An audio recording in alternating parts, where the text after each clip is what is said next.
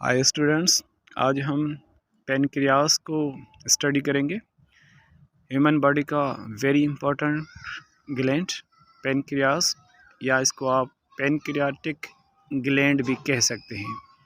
यानी ये कुछ लोग इसको आर्गन समझते हैं, लेकिन एक्चुअली ये ग्लैंड है और ये इम्पॉर्टेंट ग्लैंड है हमारी बॉडी का। पहले हम इसको डिफ़ाइन करते हैं, यानी इसकी डिफ़ाइनिंग पॉइंट लिखते हैं। नंबर 1 कि ये हमारी बॉडी के अंदर एब्डोमिनल कैविटी के अंदर होता है।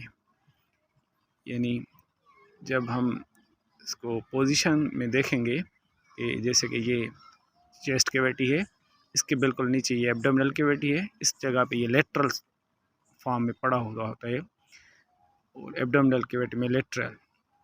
अब एब्डोमिनल कैविटी में बहुत सारे हमारे ऑर्गन्स हैं, तो उसमें हम ये लिखते हैं कि ये जो है वो हमारे स्मॉल इंटेस्टाइन के फर्स्ट पार्ट और हमारे स्टमक के नीचे जो फर्स्ट टर्न होता है स्मॉल इंटेस्टाइन का, उस टर्न के अंदर ये पड़ा हुआ होता है। यानी first part of the small intestine. याद रहे कि स्मॉल इंटेस्टाइन के 3 हिस्से होते हैं, ड्यूडेनम, इलियम एंड इस्चियम। उसका जो फर्स्ट पार्ट है ड्यूडेनम, ये उसके साथ अटैच होता है। अब ये मैं स्ट्रक्चर ड्रा करने लगा हूँ ताकि आपको अच्छे से समझ आ जाए। ये फ़र्ज़ करेंगे ये स्टमक है और ये इसकी कन्वोल्यूशन यानी स्मॉल इंटेस्टाइन। अब स्टमक के नीचे बिल्कुल और स्मॉल इंटेस्टाइन के फर्स्ट टर्न में बिल्कुल इस लोकेशन पे ये लीफ लाइक स्ट्रक्चर का एक ग्लैंड मौजूद होता है, जो है पेनक्रियास, या आप इसको पेनक्रियाटिक ग्लैंड कह सकते हैं। अब इस पेनक्रियास की जो काम है, उन काम के हवाले से और स्ट्रक्चर के हवाले से हम डिटेल में जाएंगे कि ये प्लांट ह्यूमन बॉडी के अंदर लीफ लाइक स्ट्रक्चर का एक ग्लैंड है, जो स्मॉल इंटेस्टाइन के फर्स्ट पार्ट में लेटरल पोजीशन में होता है और इसका अंदर सीक्रेशंस प्रोड्यूस होती हैं, जो हमारे स्मॉल इंटेस्टाइन के अंदर लिवर की बाइल सीक्रेशन के साथ मिलके इंटर होती हैं और जो फूड स्टमक से इंटेस्टाइन में जाता है उसको डिज़ोल्व कराने के काम आती है। फंक्शंस के हवाले से पेनक्रियाटिक ग्लैंड 2 फंक्शंस परफॉर्म करता है। ये एक्सोक्राइन भी है और ये एंडोक्राइन भी है। मोस्टली इसका ज़्यादा पार्ट यानी अबाउट 98% इसका पार्ट जो है वो एक्सोक्राइन है, और उससे जो हार्मोन या सीक्रेशन निकलती है जिसको पेनक्रियाटिक ग्लैंड कहा जाता है, वो सीक्रेशन हमारे फूड को डिज़ोल्व करने के लिए या डाइजेशन में हेल्प के लिए स्मॉल इंटेस्टाइन में जाती है। जो उसके अपोजिट में जो लिवर होता है, वहाँ से भी जो सीक्रेशन आती है जिसको बाइल सीक्रेशन कहा जाता है, उस बाइल सीक्रेशन के साथ मिल के कॉमन डक्ट बन के स्मॉल इंटेस्टाइन के फर्स्ट पार्ट में इंटर हो जाती हैं, जो स्मॉल इंटेस्टाइन को ज़्यादा डाइजेशन में हेल्प आउट करती हैं। अब ये जो है इसका ज़्यादा हिस्सा होता है जो सीक्रेशन प्रोड्यूस करके इसको देता है स्मॉल इंटेस्टाइन को। इस सीक्रेशन को आप पेनक्रियाटिक ग्लैंड कहें फिर भी ठीक है, लेकिन ये हिस्सा हमारे टॉपिक का पार्ट नहीं है। हम इसे आगे चलेंगे कि इस पेनक्रियाज के अंदर इसका एंडोक्राइन फंक्शन भी है, यानी वो फंक्शन जो हमारे ब्लड में हार्मोन मिक्स होकर ब्लड के ज़रिए अपने टारगेट आर्गन में पहुंचता है और वहीं जाके बॉडी के स्पेशल जो फंक्शन होते हैं वो कराता है। वो है इसका एंडोक्राइन सिस्टम। और एंडोक्राइन फंक्शन के हवाले से ये जो हार्मोन है, इसके अंदर कुछ पैचेस होते हैं, कुछ स्ट्रक्चर्स होते हैं। उन स्ट्रक्चर को अब हम पढ़ने लगे हैं कि फॉर एग्ज़ाम्पल ये स्ट्रक्चर में बनाने लगा हूँ इसकी बड़ी करके। ये देखें जैसे कोई प्लांट का लीफ होता है, पत्ता, बिल्कुल लीफ लाइक स्ट्रक्चर होती है उसकी। उसके अंदर ये मिड ड्रिप जैसे एक बड़ी डक्ट भी है जो पूरे पेनक्रियाज से हार्मोन को कलेक्ट करके स्मॉल इंटेस्टाइन की तरफ भेजती है, उसकी छोटी सी डक्ट्स। लेकिन इस सारे स्ट्रक्चर के अंदर छोटे से पैचेस होते हैं, यानी सम हंड्रेड्स ऑफ सेल्स होते हैं। वो सेल बिल्कुल पेनक्रियास के अंदर वाले हिस्से में उससे अलग थलग हैं। वो पैचेस एक अलग हार्मोन बनाते हैं जो पेनक्रियास को नहीं देते। वो हार्मोन बना के ब्लड में मिक्स कर देते हैं और ब्लड उनको लेके जाता है लिवर में। यानी ये जो पैचेस हैं ये फर्स्ट टाइम जिस साइंटिस्ट ने डिस्कवर किए थे उसका पूरा नाम है पाउल लैंगरहैंस। इस जगह पे हम उसको लिखते हैं आइसलेट्स ऑफ लैंगरहैंस। जैसे किडनी के अंदर हमने पढ़ा था loop of Henle, handle scientist था, इसी तरह से ये भी लैंगरहैंस एक साइंटिस्ट है, उसने ये पैचेस डिस्कवर किए थे। उसने अपने नाम के पीछे इनको कह दिया कि ये आइसलेट्स ऑफ लैंगरहैंस हैं। इसके दो किस्म होते हैं, इसमें एक ग्रुप अल्फ़ा सेल्स कहलाता है, दूसरा ग्रुप बीटा सेल्स कहलाता है।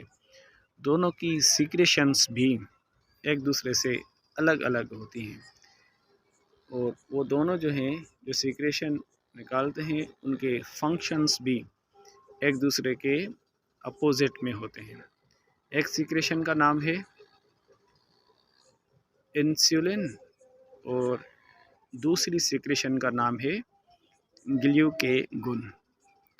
अब इंसुलिन जो है वो बीटा सेल से प्रोड्यूस होती है और ग्लूकेगोन अल्फ़ा सेल से प्रोड्यूस होती है। दोनों को मिला के हम आइसलेट्स ऑफ लैंगरहैंस कहते हैं, इसीलिए यहाँ पे डिफ्रेंशिएट नहीं किया गया।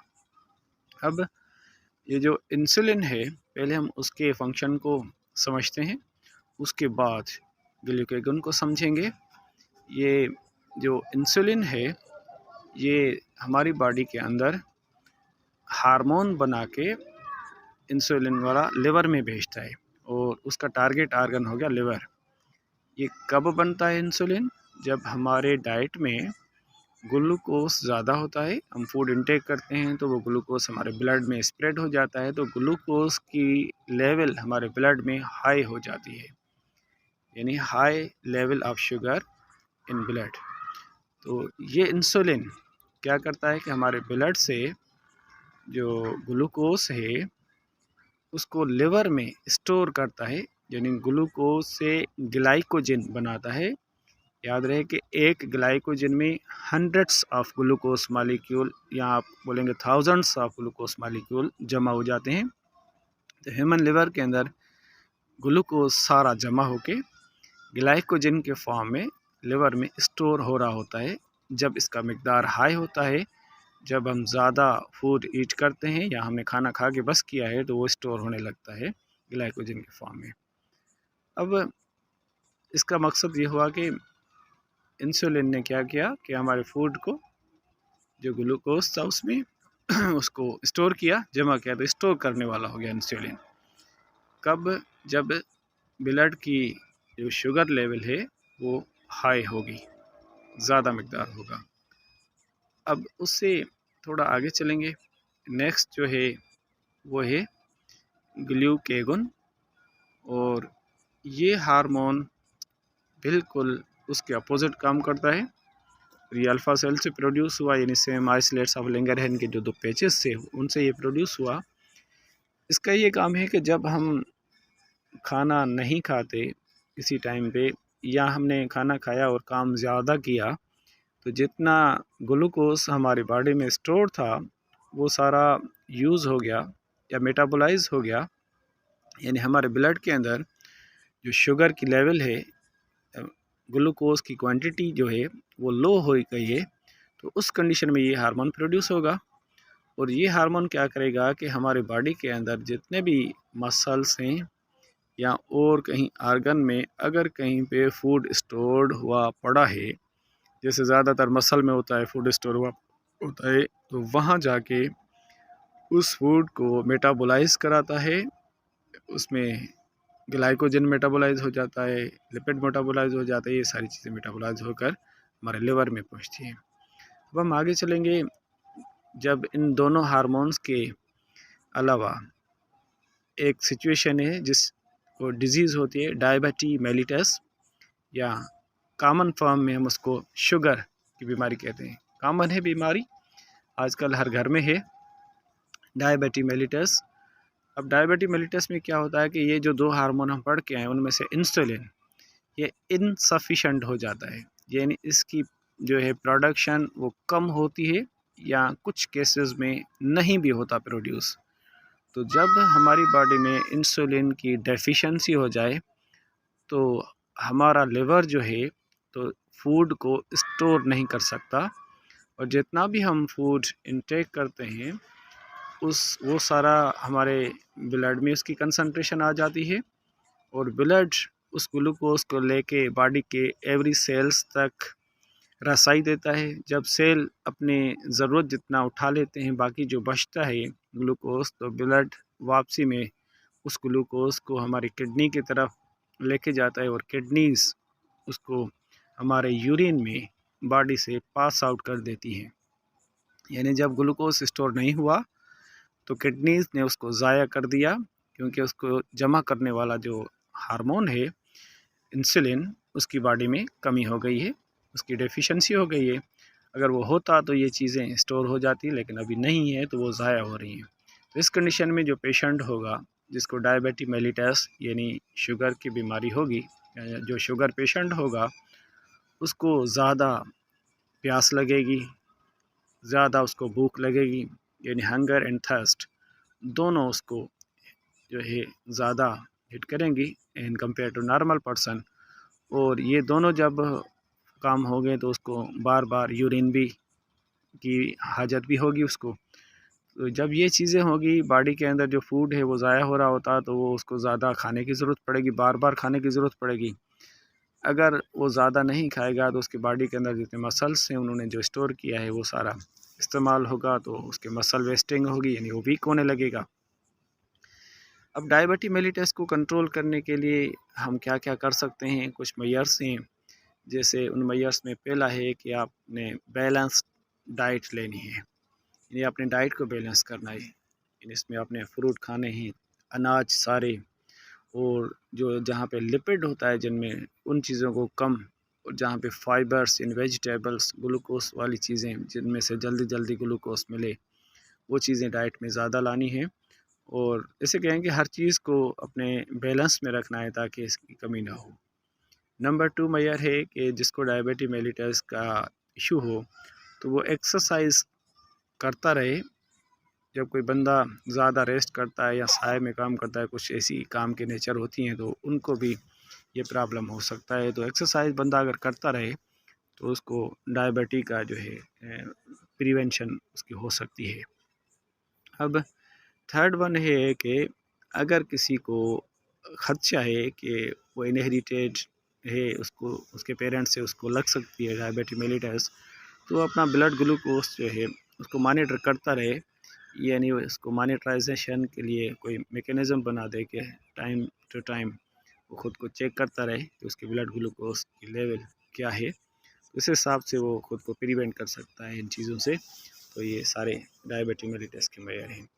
अब थोड़ा सा हम आगे चलेंगे कि जिस पेशेंट को अगर प्रॉब्लम है डायबिटी मेलिटस का, तो वो ज़ाहिर सी बात है वो सोचेगा कि ये क्यों हुआ, कब हुआ। तो डायबिटी मेलिटस के जनरली 2 टाइप हैं, एक टाइप 1 कहलाता है और दूसरा टाइप 2 कहलाता है। टाइप 1 जो है वो बचपन में हो सकता है और वो ऑटो इम्यून है। उसके अंदर हमारे बॉडी के सेल्स हमारे इंसुलिन प्रोड्यूसिंग सेल के ऊपर अटैक कर देते हैं। जबकि टाइप 2 ओल्ड एज में होता है, ज़्यादातर आफ्टर 40 ईयर्स होता है, और यह इनहेरिटेड है। यानी आप समझो कि आपके पेरेंट्स को शुगर होती है, तो आप जब इस एज में पहुंचोगे तो आपको भी ये हो सकता है प्रॉब्लम। ये प्रॉब्लम है इंसुलिन डेफिशिएंसी, इसलिए इसका हल ये है कि आप बाहर से इंसुलिन इनटेक करेंगे, यानी इंजेक्ट करेंगे, तो आपको ये सॉल्यूशन मिल जाएगा इसका। अब किसी बंदे की अगर शुगर लेवल मेंटेन नहीं है, तो अब जैसे नॉर्मल है या वो पेशेंट है तो वो कैसे मेजर करेगा। शुगर को आप मेजर कर सकते हैं, इसकी एक टेबल होती है कि वो खाने से पहले यानी फास्टिंग में, और खाने के बाद आफ्टर फूड, और फूड के बाद 2-3 घंटे के बाद भी आप चेक कर सकते हैं। अब उसकी आप टेबल बना लें, जैसे ये नॉर्मल बंदा बिफोर ईटिंग और आफ्टर ईट, उसकी क्या होती। जो नॉर्मल बंदा है खाने से पहले उसकी 80 से लेकर 100 तक हो तो वो नॉर्मल है। अब उसने खाना खा लिया है तो खाने के बाद वो फ़ौरन चेक करता है तो उसकी 120 से जो है बढ़कर 200 तक या 150 तक चली जाए तो ये बंदा नॉर्मल है।